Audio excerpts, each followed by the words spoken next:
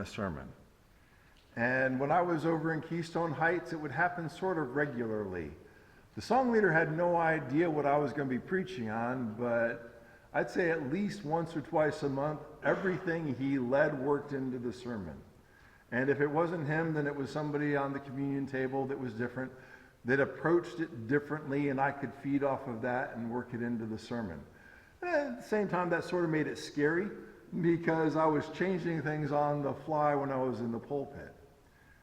And that sort of also works into the message today. And as I already said, fake it till you make it is a pun.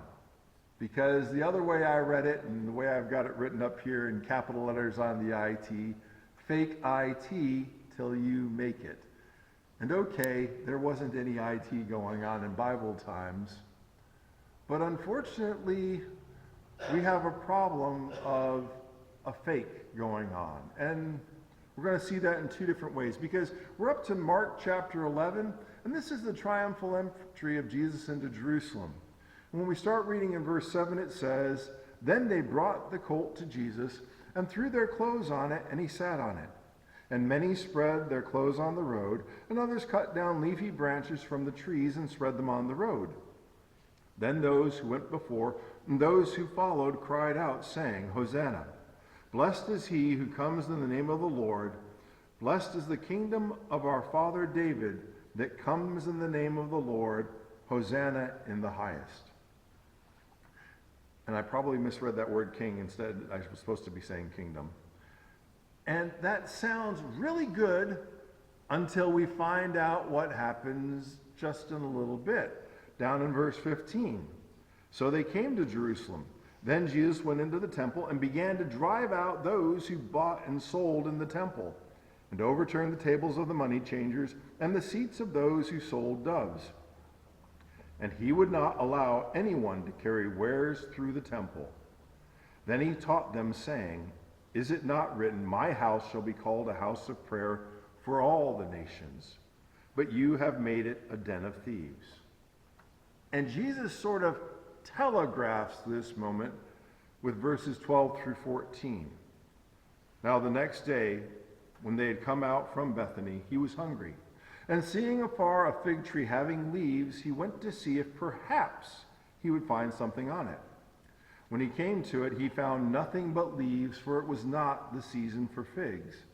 In response, Jesus said to it, 'Let no one eat fruit from you ever again.'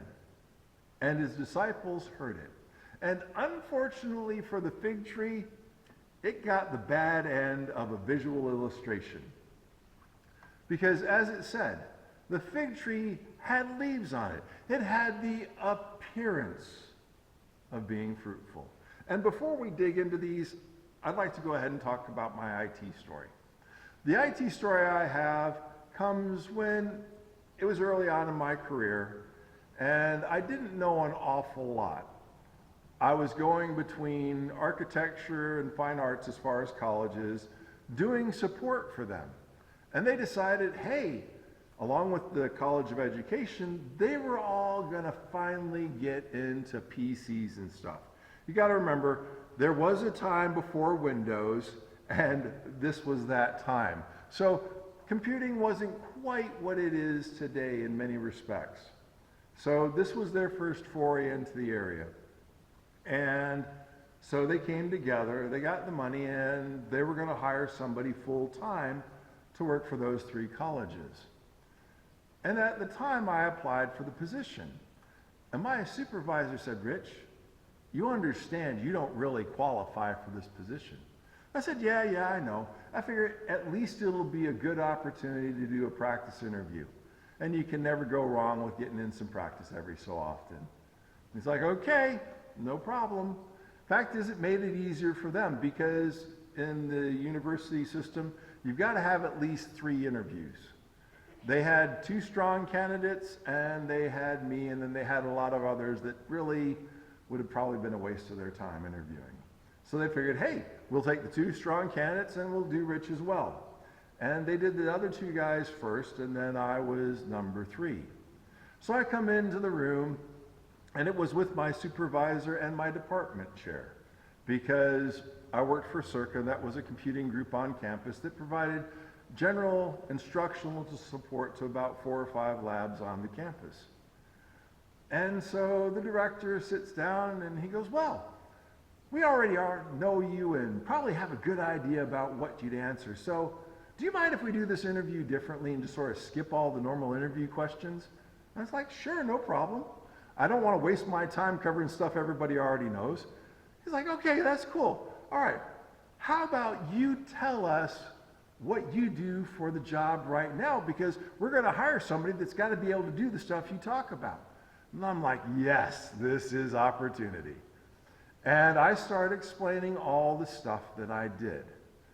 And with everything I said, the director's eyes opened a little bit wider, and by the end of me talking, he was in that full-on bug-eye mode. And while he's doing that, my supervisor is just sort of nodding grimly and nodding harder. And at the end, the director says, okay, I know you're not the kind of person that would lie, but aren't you exaggerating a little bit? And he turns to my supervisor, and my supervisor's still shaking his head. Rich is not lying, and he's not exaggerating. Fact is, he's left a lot of the details out. Oh, okay then. And there's a lot of concern on the director's face right now. So, one of the questions we do ask is, why do you think you're the best person for this job? I got a big smile on my face, and I told him, without fear or hesitation, because I'm the best fake you will ever hire. And he's like, what? You know who you're talking to right now? I said, oh yeah, I know who I'm talking to. I am the best fake you will ever hire. I don't know nearly enough about Macs to do anything worthwhile with a Mac, but I know Leo, and Leo will give me the answer if I give him the right description of the problem. I don't know anything at all about running cables in a wall for networking, but I know Mr. Mike. And I can go to Mr. Mike and he'll tell me exactly what I need to do to get the right specs for doing the job, and he'll tell me how to do it once and expect me to pay attention and get it right. I may not know everything I need to know about PCs, but I know Phil and I know Kevin. I may not know what I need to know about, and I went on. But I'll get it done, and that's what I've been doing for the past 3 months. I go into all these situations totally ignorant. I know I don't know it. I find out what it is they need me to do or what they think they need me to do, and then I come back and I talk to the people who do have a clue, and they set me straight about what needs to be done. I got the job because they realized there was no way they could hire somebody with the knowledge it took to do that job for the pay they were going to offer. I got the job because I could fake it. I could convince people I was the guy in spite of having zero knowledge. They had confidence that when Rich came over, things were going to happen, because they did. But it wasn't because I was the answer man. I was the man that could get the answer. I was faking it. And as I put in the bulletin, fake isn't a positive word. It's counterfeit. It's deception. And yet, in a sense, I was deceiving the people that were officially hiring me, those 3 colleges. They thought they were hiring a guy who knew it all. Not for that little pay, they weren't. And in a sense, that's what we're reading about here in Mark, is deception. Fact is, it's an ugly deception.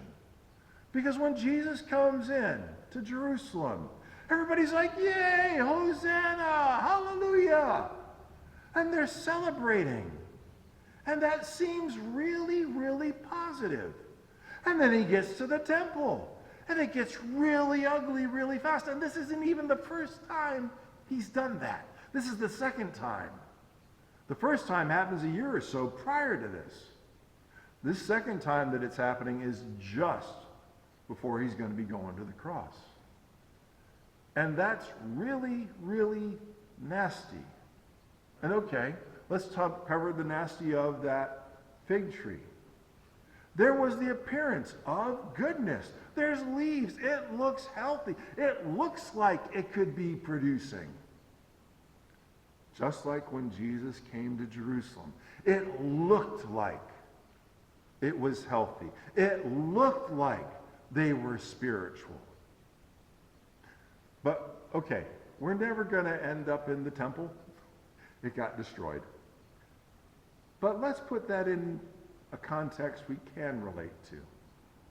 Because, okay, while this auditorium isn't as big as the temple courtyard was, can you picture if this whole portion over here was filled with oxen and sheep and dove doing the business that oxen, sheep, and dove do, but they're not the worst of it because, okay, yeah, you can smell it too. It smells like a barn.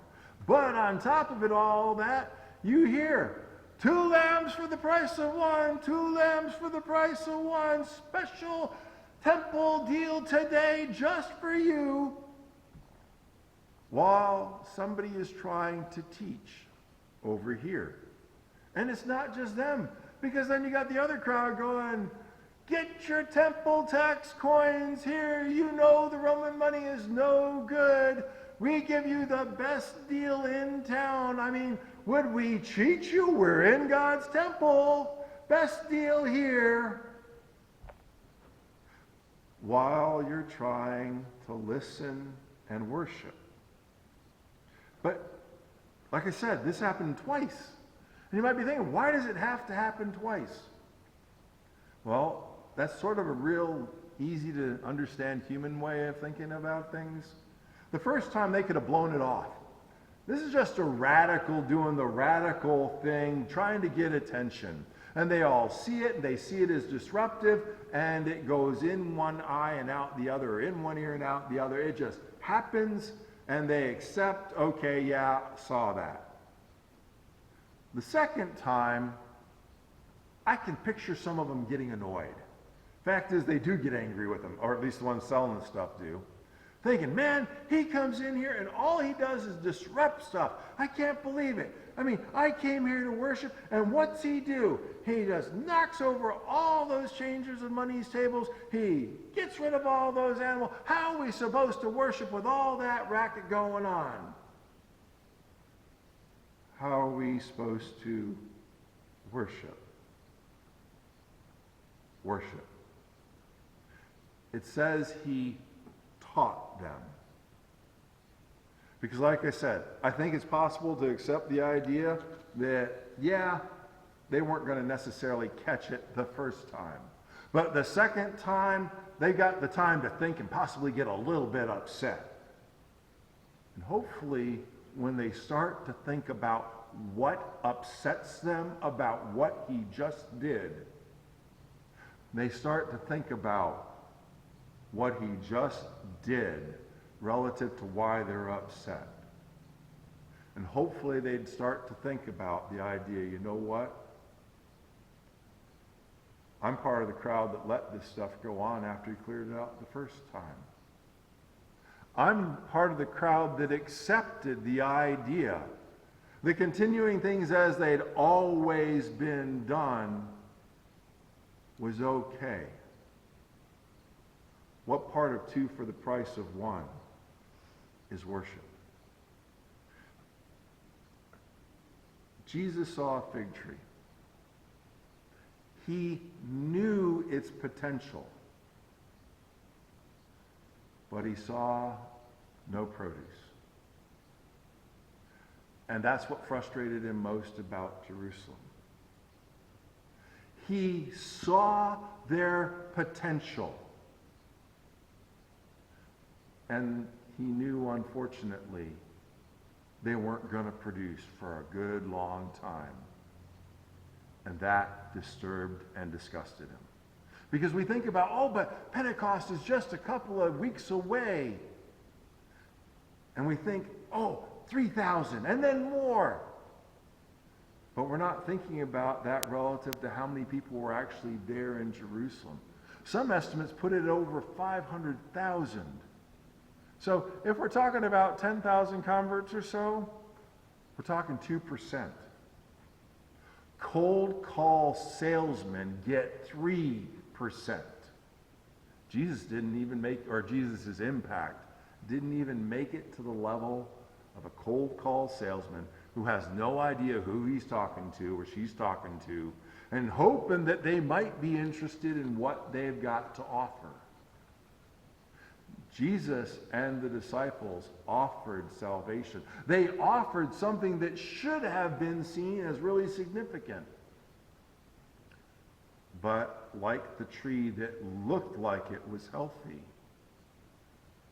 that wasn't the time. And all right, let's look at a passage from the Old Testament, because this is one that, like my sermon title, is a bit goofy, or at least that's how I always thought of it. Ecclesiastes chapter 3, 1 through 8. And it's something you all are probably very familiar with.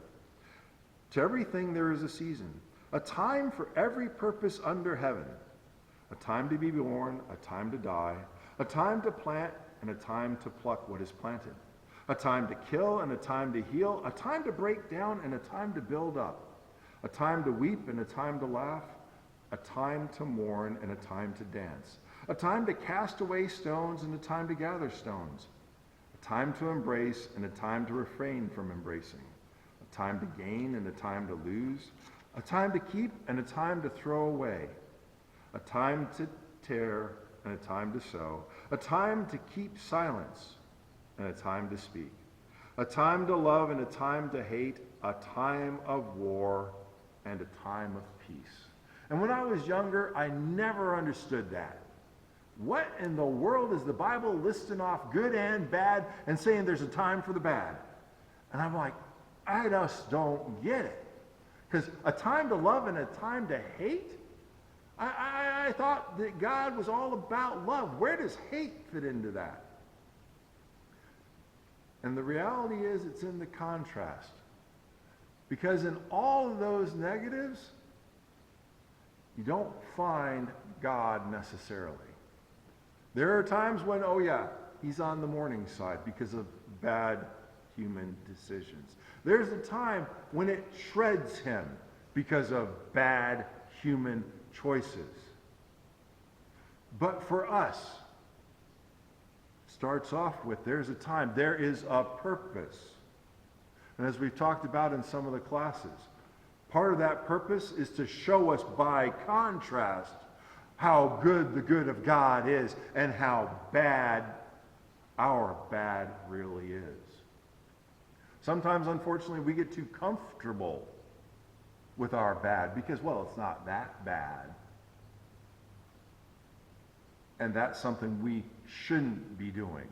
Just like they shouldn't have been comfortable with what was going on in the temple. And instead of thinking about the temple, let's think about our lives. Because that's the point we're not necessarily comfortable with thinking about. Thinking about clearing out our lives the way he cleared out the temple. Because, yeah, we do get sort of comfortable with the way it's always been. And it's not really that bad if you hold your nose a little bit, or don't look at that side while it's all going on, or just try to drown it all out and focus on the one good. It's easy to talk about the temple that way. It's not so comfortable when we talk about our lives that way. But just like the writer of Ecclesiastes, there's a purpose. There's a purpose in what we read about with the triumphal entry. And it's not to show how discouraged and disgusted Jesus got with what they weren't. It's to call us to what we should be. And there's a passage that in the Old Testament I came across it and I got to chuckling because it parallels the passage in Timothy, but I think it gives us a little bit more detail that sometimes we don't think about. Ezra 7, verse 10. For Ezra had prepared his heart to seek the law of the Lord, and to do it, and to teach statutes and ordinances in Israel. And the Timothy passage I'm thinking about is the one, study to show thyself approved, a workman rightly able to handle the word of God. And that's Timothy. He was a preacher. And in this case, Ezra, he's a teacher of God's word. But think about the instruction both are getting first. Study, seek. And what are they seeking? God's answers. God's direction and guidance. But the thing that I like better about the Ezra account is, and do it. Because what were the Israelites doing when Jesus came into Jerusalem? Oh yeah, thumbs up. Good guy. He feeds people. He heals people. I'm happy with that. What were they doing spiritually, though? Sitting on their thumbs. Ezra, do it. Do it and then teach it. And the truth is, a lot of times, the best teaching is living it. Because when they see it lived in you, they know it works. Because they're doing it. Hebrew writer tells us about elders, consider the outcome of their ways. What did they do? What did that produce? People are watching. They're considering. They're thinking about what kind of person you claim to be and what kind of person you really are. They're considering the outcome of our ways. Like it says in Ezra. We got to seek God and his guidance, his instruction, and we got to do it. We can't allow ourselves to become like the people there in Jerusalem. Truth is, we can't allow ourselves to become like that fig tree. We can't just look good. We've got to be producing. And that production is in me. It's in each one of us. It's the change of becoming more Christ-like by living with his Spirit in us and impacting everything we do. It begins when we choose to take up our cross and follow him, when we choose to accept the sacrifice he made through baptism. But we've got to continue our walk. We can't just say, I'm here. We've got to go and be. Like I said, there was an opportunity to teach, and it wasn't just to say, oh, you need to get this fixed. You need to be fixed by becoming what you know is far better than this. If you need to take on Christ in baptism or you need the prayers of the church, you're welcome to come as we stand and sing.